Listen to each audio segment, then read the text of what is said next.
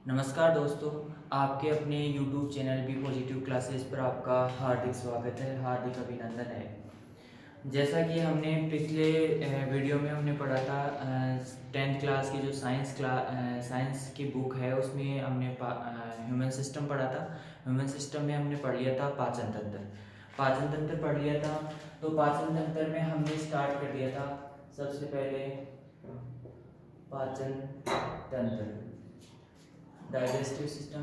अब पाचन तंत्र में हमने पढ़ लिया था, पाचन तंत्र में क्या क्या पढ़ लिया था हमने पढ़ा था सबसे पहले मुख है, मुख के बाद में गर्सनी, गर्सनी के बाद में हमने ग्रास नाल के ऊपर हल्की सी बात की थी। आज हम ग्रास नाल से स्टार्ट करेंगे, ठीक है। गर्सनी के बारे में आपने जो भी है, आप एक काम किया करो कि जो भी आपके पास वीडियो आते हैं उनके कमेंट्स करके हमें बताया करो कि क्या हमें इम्प्रूव करना चाहिए, कौन सा टॉपिक समझ में नहीं है, कैसे बताना चाहिए। ये चीज़ें आप डाल सकते हो इसमें कि हम और भी आपके लिए बेटर कर सके। यदि ऑफलाइन क्लास होती है तो उसमें तो क्या है कि स्टूडेंट सीधा ही बात कर लेता है कि सर ये चीज़ समझ में नहीं आई, इसे इसको और बताओ, दूसरे तरीके से बताओ। तो आप कमेंट करोगे तो हमें पता लगेगा कि आपको ये चीज़ समझ में नहीं आ रही है, हमें दूसरे तरीके से इस जो टॉपिक है इसको समझाना है, ठीक है। तो कमेंट करके बताइए। और जो पिछली क्लास से देखी है वो बहुत ही अच्छी है, आपने बहुत देखे हैं, और आप अब ज़्यादा से ज़्यादा शेयर भी कीजिए इस चीज़ को, ताकि आपके दोस्तों को इसका लाभ मिल सके, ठीक है। तो पाचन तंत्र में हमने बात करी थी, जैसे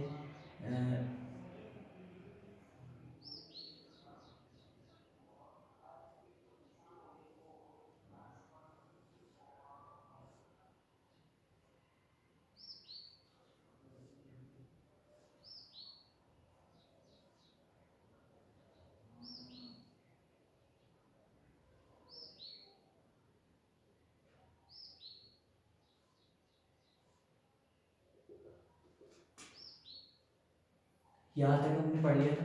ये गर्सनी है, गर्सनी के कितने पार्ट होते हैं? 3 पार्ट होते हैं। कितने पार्ट होते हैं? 3 पार्ट। ये पिछली वीडियो में हमने पढ़ लिया था। इसके बाद में हम यहाँ पे आ गए थे, गर्सनी कंप्लीट। इसके बाद में आता है यहाँ पर आता है घाटी ढक्कन। यहीं से शुरू होती है श्वास नाल और यहीं पर होती है शुरू गर्सनी, ग्रास नाल जिसे आप लोग बोलते हो।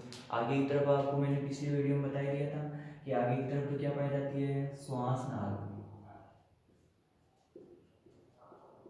क्या पाई जाती है? श्वास नाल। और पीछे की तरफ पाई जाती है ग्रास नाल।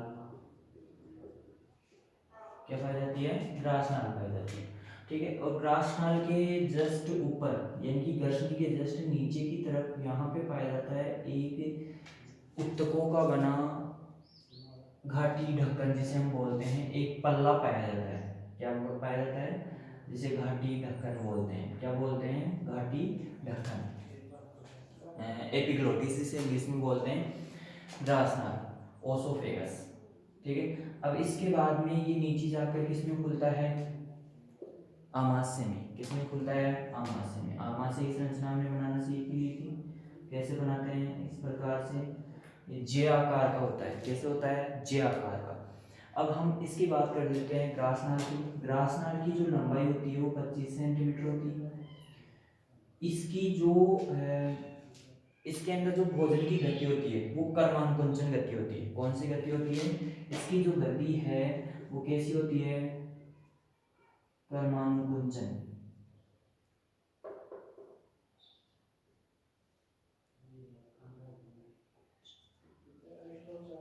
कर्मानुकुंचन गति होती है, ठीक है।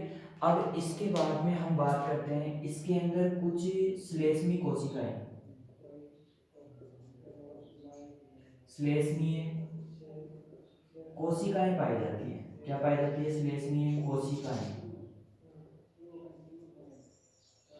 जो क्या करती है? भोजन को लसलसा बनाने का कार्य करती है। भोजन को क्या करने का कार्य करती है? लसलसा बनाने का कार्य करती है, ठीक है। इसकी देखो, इसमें 3 चीजें इंपॉर्टेंट। ग्रासनाल की लंबाई कितनी होती है? 25 सेंटीमीटर, ठीक है। इसके बाद में हम इसकी गति, कौन सी होती है? कर्मानुकुंचन गति होती है। कर्मानुकुंचन गति होती है। देखो, कर्मानुकुंचन, कर्म के अनुकुंचन गति होती है। यानी कि कहने का मतलब जैसे ये है, अब मान लो ये क्या है? ग्रासनाल है आपकी। अब भोजन मान लो यहाँ पे आ गया, आगे से तो क्या हो जाती है, खुल जाती है, और पीछे की तरफ क्या होती है, पिचकती है, जिससे भोजन क्या करता है, नीचे की तरफ गति करता है। ये चीज समझ में आ रही है आपकी। फिर इसमें क्या पाई जाती है, श्लेष्मीय कोशिकाएं पाई जाती है, जो भोजन को क्या करती है, नीचे की तरफ ले जाने का कार्य करती है।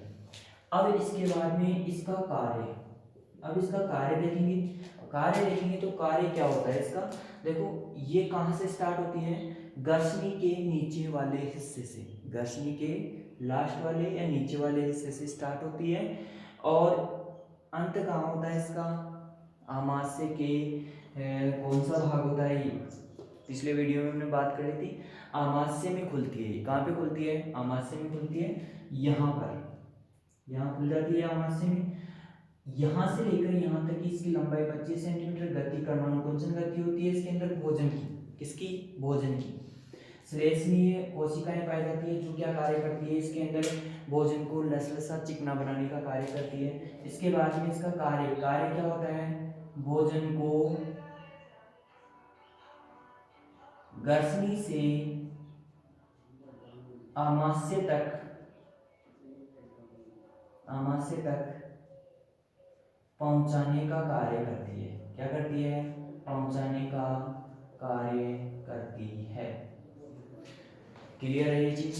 देखो ग्रासनाल, गर्शनी के बारे में हमने पढ़ लिया। गर्शनी क्या होती है, कितने भाग होते हैं, 3 भाग होते हैं गर्शनी के, मुख गर्शनी, नासा गर्शनी और कंठ गर्शनी, और तीनों मिलकर गर्शनी का निर्माण करती है। गर्शनी भोजन को कहाँ छोड़ती है, ग्रासनाल में। जब हम भोजन को निगलते हैं उस समय क्या होता है, भोजन को निगलते समय ये जो एक घाटी ढक्कन है, ये किसके ऊपर पड़ जाता है, श्वास नाल के ऊपर, ताकि श्वास नाल में भोजन के टुकड़े ना जा सके। भोजन सीधा कहाँ पे जाएगा, ग्रासनाल में, ग्रासनाल से होता हुआ आमाशय में, आमाशय से होता हुआ छोटी आंत्र, छोटी आंत्र से बड़ी आंत्र, और बड़ी आंत्र से फिर मलाशय में, मलाशय से कहाँ पहुँच जाता है, ये बाहर की तरफ पहुँचा दिया जाता है या त्याग दिया जाता है। ठीक है, ये चीज़ समझ में आई कि नहीं है।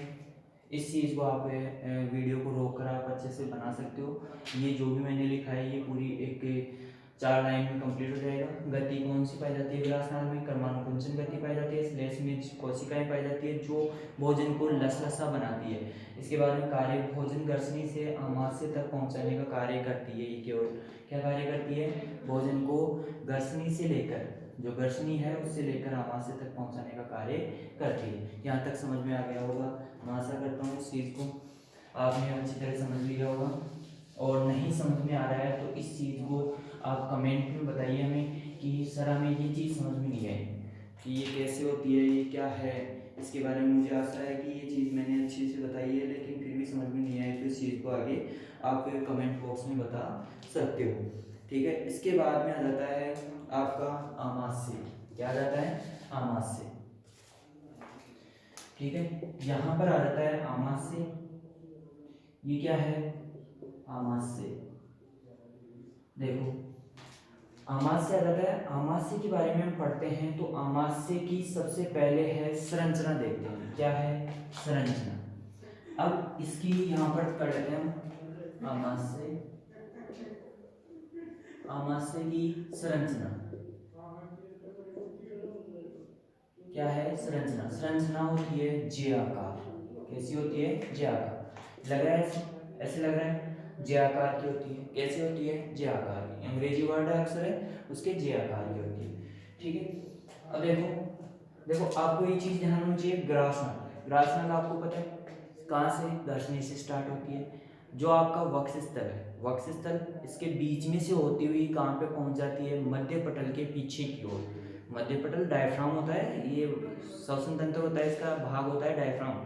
डायफ्राम के पीछे की तरफ पहुंच जाती है। फिर आमाशय कहाँ पे होता है, डायफ्राम के पीछे की ओर स्थित होता है। कहाँ पे होता है, डायफ्राम आमाशय के पीछे की ओर, क्योंकि ये जाकर वहीं पे खुलती है आमाशय। सॉरी, जे आकार होता है। आमाशय का आकार, आकार 1 से 3 लीटर भोजन धारित कर सकता है। लीटर भोजन धारण कर सकता है। क्या चीज यहाँ पे, आकार। आकार कहते हैं 1 से 3 लीटर भोजन धारण कर सकता है या ग्रहण कर सकता है, इसकी क्षमता होती है। कम से कम कितना, 1 लीटर, और अधिकतम कितना, 3 लीटर से अधिक नहीं होता है। कुछ लोगों में पॉसिबल हो भी सकता है, ठीक है। तो यहाँ पे मैं इस चीज़ को हटा देता हूँ, ठीक है। अब देखो इसके बाद में इसके 3 भाग होते हैं। कितने भाग होते हैं? 3 भाग। कौन कौन से भाग होते हैं? जठरागम भाग, फंडिस या फंडस, और तीसरा भाग होता है जठर निर्गमी, जठर निर्गमी भाग, ठीक है। यहाँ पे आमाशय की बात करते हैं तो आमाशय के कितने भाग होते हैं? 3 भाग होते हैं। पहला भाग जठरागम भाग। कौन सा भाग होता है? जठरागम, जो कहाँ पे स्थित होता है? ग्रासनाल और आमाशय या फंडिस के बीच में स्थित होता है। तो ये जो ग्रासनाल इसमें खुल रही है, यहाँ वाला ये ऊपर वाला भाग क्या कहलाता है? जठरागम भाग। जठरागम यानी कि जठर के आगम, यानी कि इसके अंदर प्रवेश करने की जो स्थिति होती है, यहाँ पे ये वाला भाग क्या कहलाता है? जठरागम भाग कहलाता है। फिर बीच का जो भी आ जाता है वो फंडस भाग कहलाता है या फंडिस भाग कहलाता है। इसके बाद में जठर निर्गमी भाग कहलाता है। जो लास्ट वाला नीचे वाला होता है जठर निर्गमी भाग कहलाता है। अब इसमें 2 अवरोधनियां पाई जाती है। किसमें? आमाशय में। आमाशय में क्या पाई जाती है? 2 अवरोधनियां पाई जाती है। कितनी अवरोधनियां?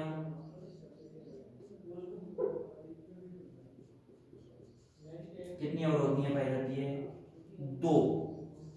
2 अवरोधनियां। अब 2 अवरोधनियां कौन कौन सी होती है?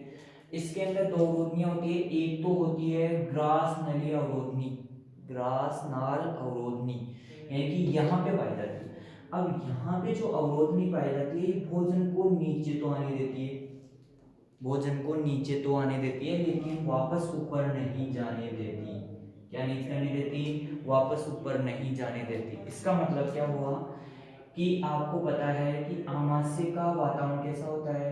अम्लीय। कैसा होता है? अम्लीय।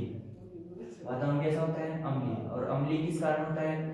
HCl अम्ल के कारण। किसके कारण होता है? हाइड्रोक्लोरिक अम्ल के कारण होता है। HCl के कारण होता है, जो इसकी कोशिकाओं के द्वारा स्रावित किया जाता है। जो HCl अम्ल होता है, ये क्या करता है? भोजन को एक स्थल प्रदान करता है। कैसे स्थल प्रदान करता है, इसकी चर्चा हम आगे करेंगे जब इसके कार्य की इकाइयां पढ़ेंगे, कार्य पढ़ेंगे इसके, तब बात करेंगे HCl अम्ल की। अब आगे हम बात करते हैं आमाशय। आमाशय देखो, हमने बात कर ली आमाशय के कितने भाग? जठरागम भाग, फंडिस और जठर निर्गमी भाग। अब इसमें क्या पाई जाती है? 2 अवरोधनियां पाई जाती है। कितनी अवरोधनियां पाई जाती है? 2 अवरोधनियां। जिसमें 2 अवरोधनियां है। इसमें पहली अवरोधनी कौन सी होती है? देखो, पहली अवरोधनी होती है, ए नंबर लगाकर लिख लो। कौन सी अवरोधनी? देखो, इसके अंदर अवरोधनी होती है 2 अवरोधनी होती है। पहली कौन सी? ग्रास नाल अवरोधनी। इसका मतलब क्या है? कि ये भोजन को ऊपर नहीं जाने देती। कभी कभार आपको पता है कि आपके उल्टी हो जाती है, या फिर मान लो डकार आ जाती है। डकार जानते हो, ऐसे गैस बाहर आती है। तो कभी कभार आपका मुंह खट्टा हो जाता है, ऐसे जलन हो जाती है, या फिर ऐसी कुछ चीज़ें हो जाती है, जैसे बेकार सा स्वाद होता है। तो ये क्या होता है कि आप जब ऐसे कुछ करते हो या उल्टी आती है, तो भोजन क्या आता है? वापस रिपीट होता है। वापस रिपीट क्यों होता है? जब भी कभी इसके अंदर क्या कुछ ऐसा विषैला पदार्थ चला जाता है, तो ये क्या करता है? वापस फेंकने की कोशिश करता है। ऐसी चीजें होती हैं। तो उल्टी होती है, या फिर आपके जो डकार की स्थिति आती है, तो उसमें भी क्या होता है? भोजन या इसका कुछ रस क्या होता है? इस ग्रास नाल से होती हुई आपके मुख में पहुंच जाता है। अब मुख में पहुंच गया, इसका मतलब क्या हुआ कि आपको कड़वा लगेगा, तीखा लगेगा, ऐसा खट्टा लगेगा। तो ये क्यों होता है? क्योंकि जब जब हम डकार लेते हैं या उल्टी आती है, तो मुंह खराब हो जाता है। तो HCl अम्ल, इस अम्लीय वातावरण के कारण क्या होता है? ऊपर के स्वाद में क्या होता है? ऐसे लगता है। तो इस कारण ये अवरोधनी क्या कार्य करती है इसके अंदर? कि ग्रासनाल अवरोधनी होती है, भोजन को नीचे तो आने देती है, लेकिन ऊपर नहीं जाने देती है। ठीक है, ये चीज समझ गए होंगे। दूसरी अवरोधनी होती है, दूसरी अवरोधनी पाई जाती है ग्रहणी और आमाशय के बीच में। कहाँ पे पाई जाती है? ग्रहणी और आमाशय के। तो इसे कहते हैं जठर निर्गमी अवरोधनी। कौन सी अवरोधनी पाई जाती है? जठर निर्गमी अवरोधनी। कौन सी अवरोधनी? जठर निर्गमी अवरोधनी। तो ये क्या कार्य करती है? ये भोजन को आगे भेजने का कार्य करती है। यहां से भोजन यदि गुजर गया तो वो वापस नहीं आ सकता। केवल भोजन नीचे तो जा सकता है लेकिन ऊपर नहीं आ सकता। ठीक है, तो ये अवरोधनी यहाँ पे लगी होती है। ठीक है, ये चीज समझ में आ गई आपको। आमाशय का जो वातावरण होता है वो कैसा होता है? अम्लीय होता है। किसके कारण होता है? एचसीएल अम्ल के कारण होता है।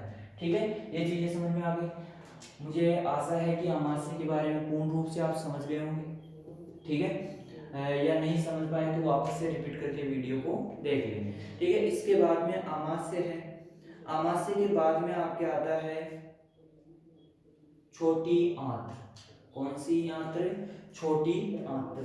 देखो इसके अंदर जो छोटी आंत्र है वो कहां से स्टार्ट होती है? कहां से?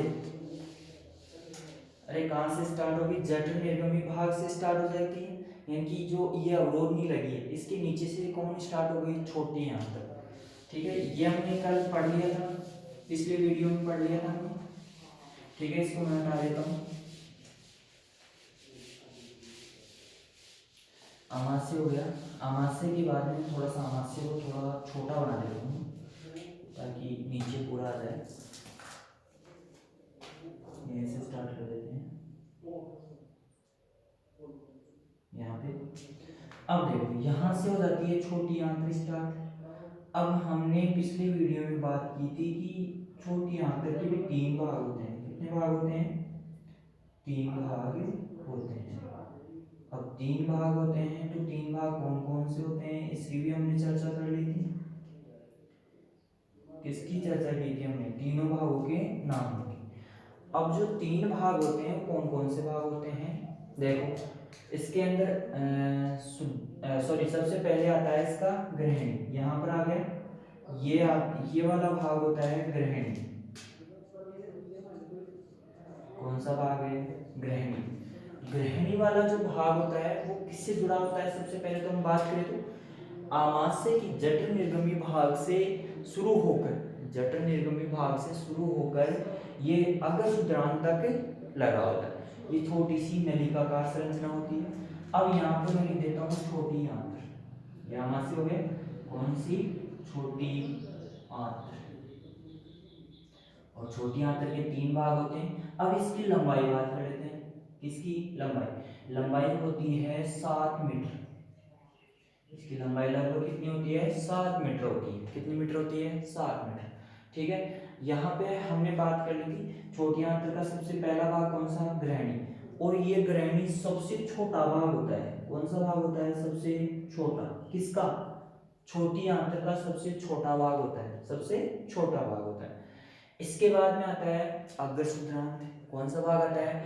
अग्रसूत्रांत। और इसके बाद में आता है सूत्रांत। कौन सा भाग आता है? सूत्रांत आता है। ठीक है, अब यहाँ पे बात कर लेते हैं ये वाला भाग क्या कहलाता है? अग्रसूत्रांत।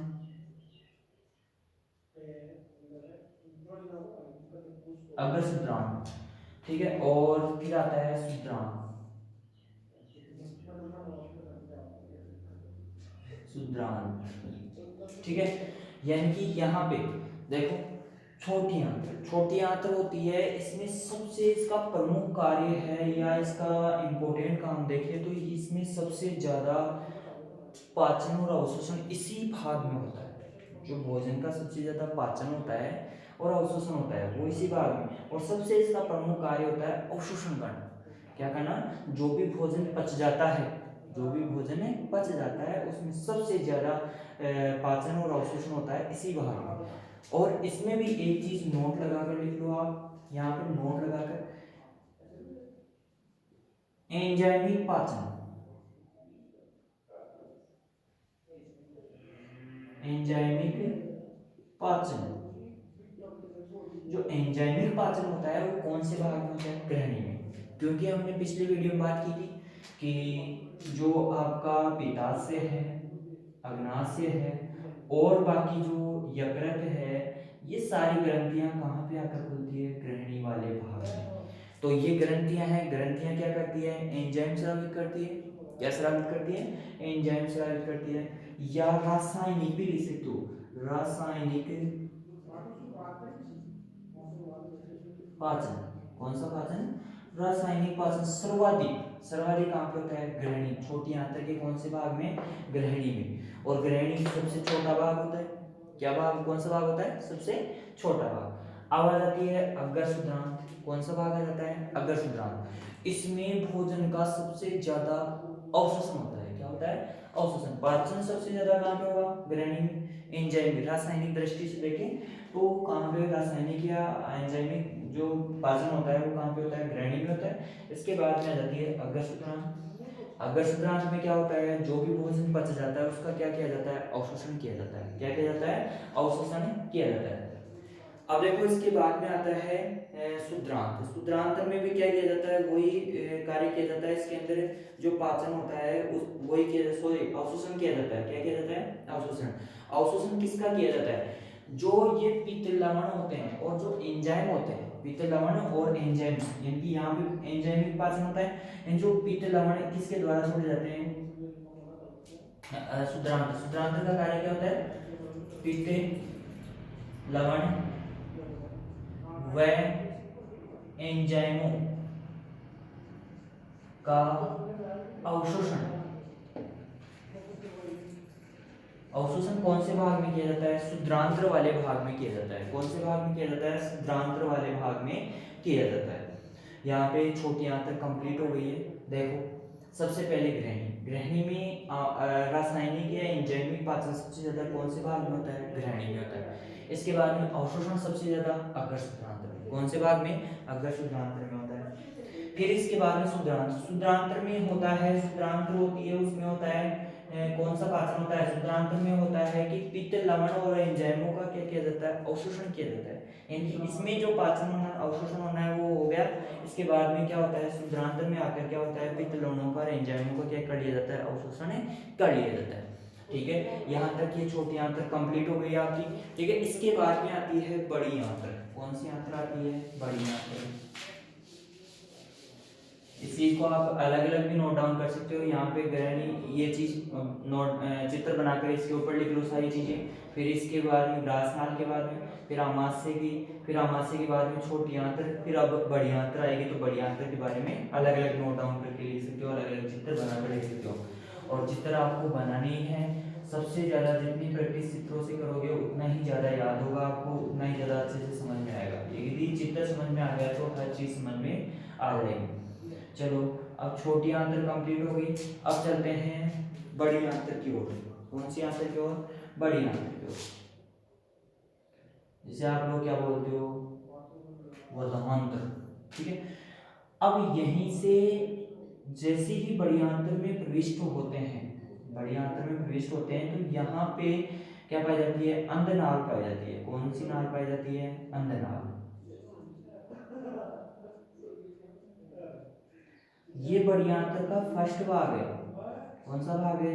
फर्स्ट भाग। और अंधनाल के शुरू होते ही थोड़ी सी दूर आगे की तरफ एक 4-5 सेंटीमीटर नली का कार संरचना होती है। नली का कार संरचना, इसको कर्मी रूप परिसेशिका कहते हैं। कर्मी रूप परिसेशिका, परिसेशिका कहते हैं, या अपेंडेक्स बोलते हैं। क्या बोलते हैं? अपेंडेक्स। इंग्लिश में बोलते हैं अपेंडेक्स इसको। ठीक है, जिसके भी इसमें भोजन चला जाता है उसके दर्द करने रहते हैं और हम क्या करा देते हैं? अपेंडिक्स का ऑपरेशन करवा लेते हैं। ठीक है, अब अंधनाल। अंधनाल कंप्लीट हो गई। अंधनाल क्या होती है? किससे जुड़ी होती है? जो छोटी आंत्र होती है और बड़ी आंत्र का स्टार्ट है वहां पे क्या किया जाता है? अंधनाल जुड़ी होती है, छोटी सी संरचना होती है। ये कर्मी रूप रेसेसिका कहलाती है। क्या कहलाती है? कर्मी रूप रेसेसिका कहलाती है। इसके बाद में क्या हो जाती है? बड़ी आंत्र स्टार्ट हो जाती है, वर्धांत्र स्टार्ट हो जाती है। देखो बड़ी आंत्र, अब इसके अंदर जो बड़ी आंत्र है उसकी लंबाई होती है 1.3 मीटर। जबकि अभी आप कहोगे कि सर छोटी आंत्र की आपने लंबाई नहीं बता दी तो बड़ी कैसे हुई है? बड़ी, इसके अंदर इसका आकार है, लंबाई तो ज़्यादा होती है लेकिन आकार क्या होता है, छोटा होता है, पतला होता है। जबकि बड़ी आंत का आकार क्या होता है, बड़ा होता है, मोटा होता है। ठीक है, अब इसके बाद में क्या होता है, ये यहाँ पर इस प्रकार की संरचना होती है।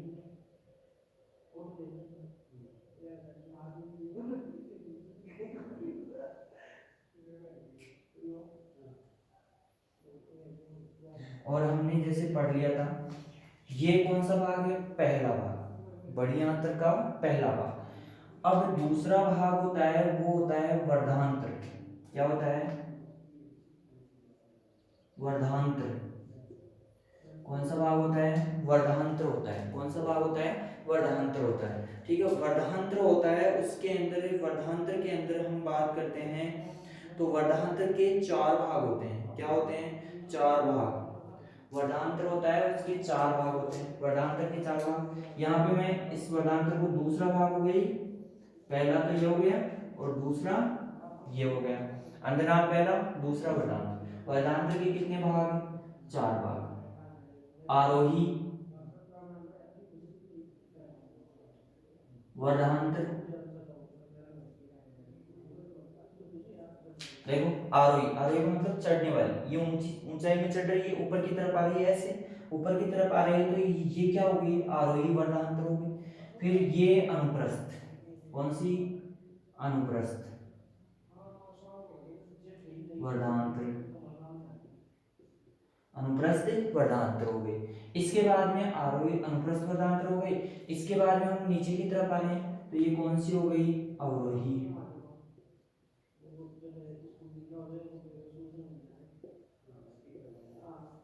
अवरोही वर्धांत्र हो गई। फिर आती है इसके अंदर अवरोही हो गई, फिर कौन सी, सिग्माकार वर्धांत्र, सिग्माकार वर्धांत्र, सिग्माकार वर्धांत्र कंप्लीट हो गया। यहाँ पर इसके बाद में तीसरा होता है, इसका जो तीसरा भाग है सी, यानी कि सी वाला भाग है, वो क्या कहलाता है, मलाशय कहलाता है। क्या कहलाता है, मलाशय। देखो सबसे पहले तो हम इसका वर्गीकरण ही पढ़ लेते हैं, क्या है। देखो आमाशय समझ में आ गया। फिर आती है छोटी आंत्र। छोटी आंत्र के 3 भाग होते हैं। 3 भाग में सबसे पहले ग्रहणी, अकर शुद्रांत और शुद्रांत, 3 भाग कंप्लीट हो गए, छोटी आंत्र कंप्लीट वहीं पे। फिर छोटी आंत्र के बाद में आती है बड़ी आंत्र। बड़ी आंत्र के कितने भाग होते हैं, 3। कितने भाग होते हैं, 3 भाग होते हैं। यहाँ पे सबसे पहला आता है अंधनाल। क्या आता है, अंधनाल। अंधनाल का क्या है, एक वर्धांत्र और छोटी आंत्र यानी कि शुद्रांत्र से जुड़ा हुआ छोटा सा 4-5 सेंटीमीटर लंबाई के या 6-7 सेंटीमीटर लंबाई के क्या होता है, नलिकाकार संरचना होती है। ठीक है, इसके बाद में इस अंधनाल के ऊपर ही क्या पाई जाती है, एक 4-5 सेंटीमीटर लंबी क्या पाई जाती है, एक गांठ नुमा संरचना पाई जाती है, नलिकाकार संरचना पाई जाती है। ये क्या थी कि हम जब भोजन, जब आदि मानव को आप देखोगे तो वो क्या करते थे, ऐसे घास फूस ऐसे खा लेते थे।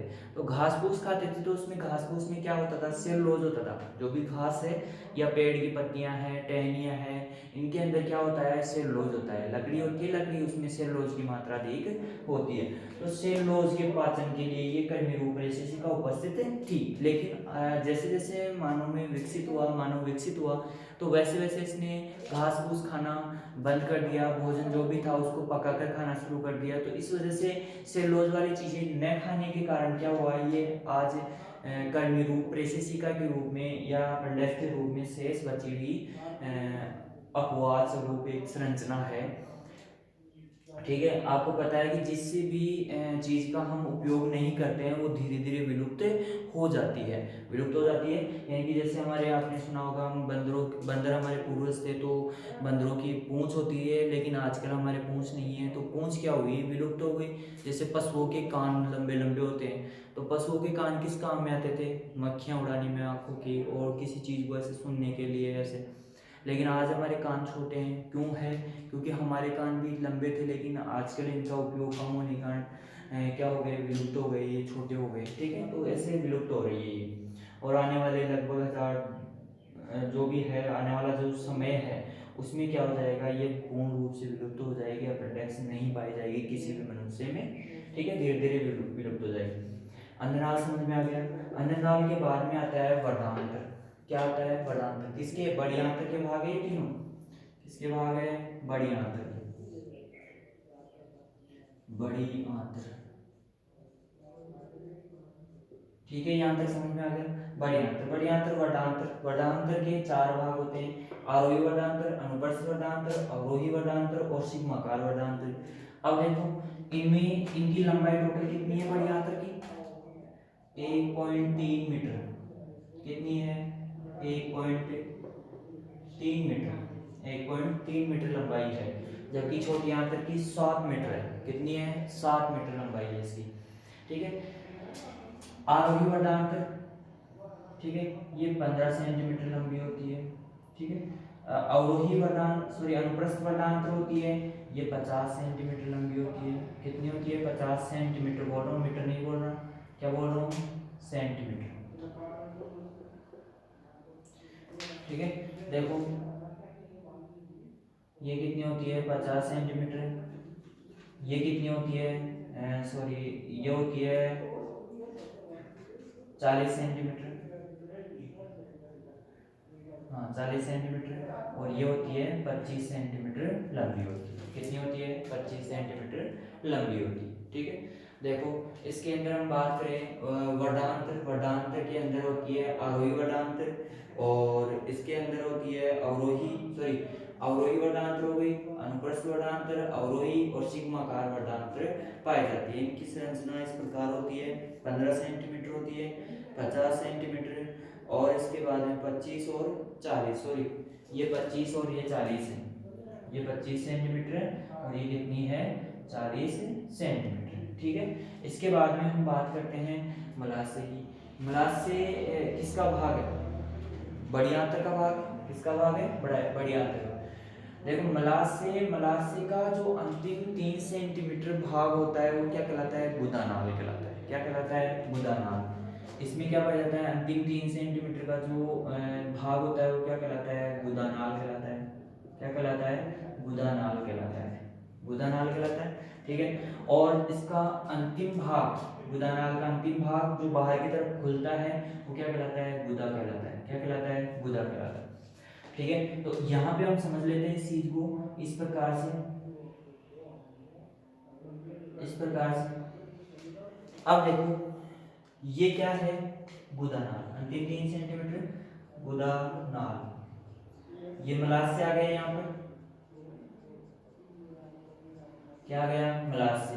देखो आरोही अवरोही ये चीजें समझ में आ गई। ये आरोही भाग है, देखो ये अनुप्रस्थ है, ये अवरोही भाग है, और ये सिग्माकार वर्णांतर है। यहाँ पे लिख देता हूँ मैं, नामांकित कर देता हूँ, सिग्माकार,